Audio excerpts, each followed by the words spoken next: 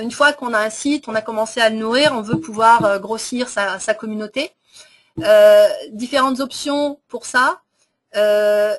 Donc, cliquez ici. Enfin, Facebook vous aide un petit peu quand même. Vous avez l'option de cliquer ici donc sur développer l'audience. Et en cliquant sur inviter les contacts de courrier électronique, vous avez une interface qui vous permet de vous connecter directement à votre service de courriel. Encore une fois, les gens qui ont suivi la formation la semaine dernière, je leur ai bien dit de ne pas utiliser ces services-là de connexion directe avec leur Hotmail ou avec le Yahoo ou Skype, parce que Facebook ne fait pas de distinction, c'est-à-dire qu'il va importer absolument tous les contacts. Peut-être que vous n'avez pas envie que tous les contacts soient importés. Par contre, une fonction qui est intéressante, c'est Upload Contact List File, où là, vous cliquez sur le lien et vous pouvez inviter, c'est vous qui créez le fichier de contact à partir de vos logiciels, vous créez ce fichier et vous importez. Donc vous choisissez qui vous voulez importer. Donc si vous voulez importer des gens, je vous conseille d'utiliser cette fonction. Ici, on voit qu'il y a un maximum de, on peut importer un maximum de 5000 contacts à la fois. Donc vous pouvez le faire une fois, plus une autre fois si vous voulez. Mais en tout cas, c'est ça. Et, à mon avis, n'utilisez pas ces services dessous, mais utilisez le service d'importation de listes pour pouvoir importer vos contacts. On vous propose aussi de promouvoir la page, donc j'en ai parlé un petit peu, je ne vais pas de nouveau en parler, mais il reste une autre option, et donc là, il y a un petit peu de manipulation. Je vais aller sur mon profil personnel. Je reviens un petit peu là-dessus. Donc là, je suis sur une des pages dont je suis la gestionnaire. Pour aller sur mon propre profil personnel, revenir sur mon profil personnel, je vais cliquer donc sur l'espèce de petit écrou ou engrenage et je vais cliquer sur mon nom. Et là, je suis sur ma page personnelle. Ensuite, je vais aller sur mon fil de nouvelles. C'est un petit peu d'étape, mais bon, je vais aller sur mon fil sur mon fil de nouvelles. Et là, je vois toutes les pages aussi dont je m'occupe.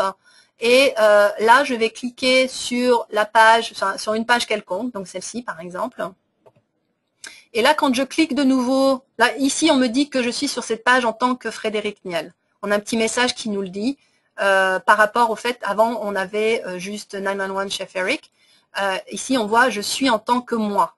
Et c'est important parce que parfois, si vous voyez cette petite ligne et que vous publiez quelque chose ici dans le fil de nouvelles, ça va s'afficher en tant que vous.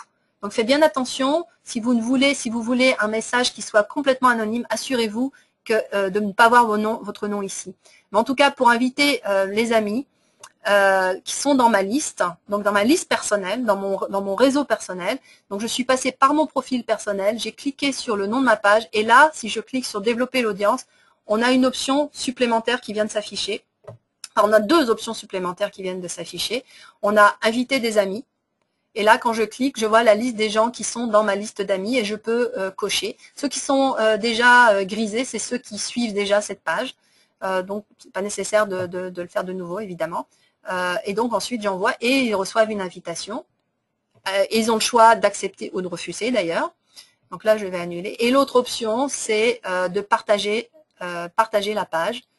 Et là ça nous propose d'annoncer, de publier une annonce de cette page sur, comme il est dit ici, notre propre journal.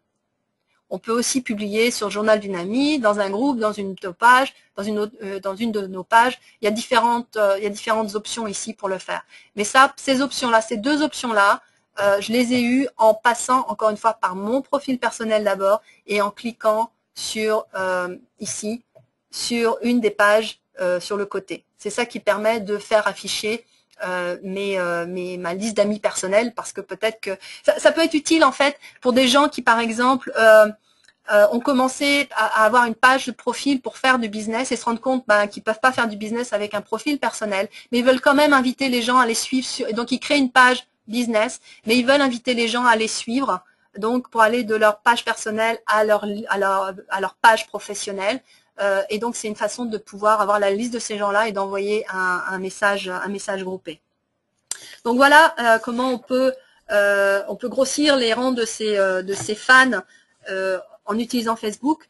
Une autre façon, c'est d'utiliser les moyens ordinaires, je dirais, de communication, à savoir afficher votre affiliation à Facebook sur votre site web, l'ajouter dans votre signature de courriel, sur vos factures, un affichage dans un magasin, partout où vos clients peuvent voir que vous êtes sur Facebook, bah, affichez-le. Il y a pas, c'est encore la meilleure façon. Une fois qu'on a des gens dans notre communauté, qu'est-ce que ces gens peuvent faire?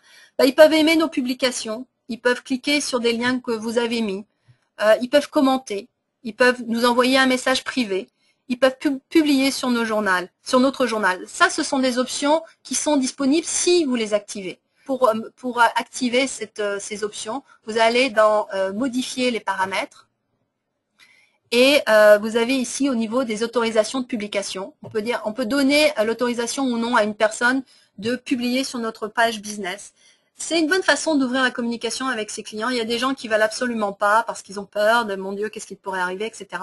Le principe de Facebook et des médias sociaux en général, c'est justement d'ouvrir une discussion avec nos clients ou avec nos membres. Donc, il peut être souhaitable de leur laisser afficher des choses. Simplement, faites attention à ce qui arrive. Vous pouvez toujours de toute façon les effacer si nécessaire. Vous avez aussi donc l'option d'activer les messages ou pas. Encore une fois, c'est de donner la possibilité aux gens de pouvoir vous envoyer des messages. Alors, il existe d'autres critères ici, d'autres paramètres que vous pourriez utiliser. Je vous laisse les lire tranquillement parce qu'ils sont variés et ça ne correspond pas nécessairement à votre choix. Donc, par exemple, des restrictions liées à des pays ou liées à l'âge, ou voilà, il y a différentes options. Mais là, je vous ai montré vraiment les options qui sont essentielles. Donc, à partir du moment où un de vos fans s'engage avec vous, c'est une réussite. En général, c'est ce qu'on cherche à avoir. Ce qui est important, c'est pas tellement le nombre de j'aime, parce qu'il faut savoir qu'il est possible de payer des services, peut-être comme 20 $ par mois, pour avoir des milliers de j'aime. Mais c'est un petit peu ridicule parce que dans le fond, ce qu'on veut, c'est justement établir une communication avec des gens, une vraie communication avec des gens, une vraie relation avec des gens.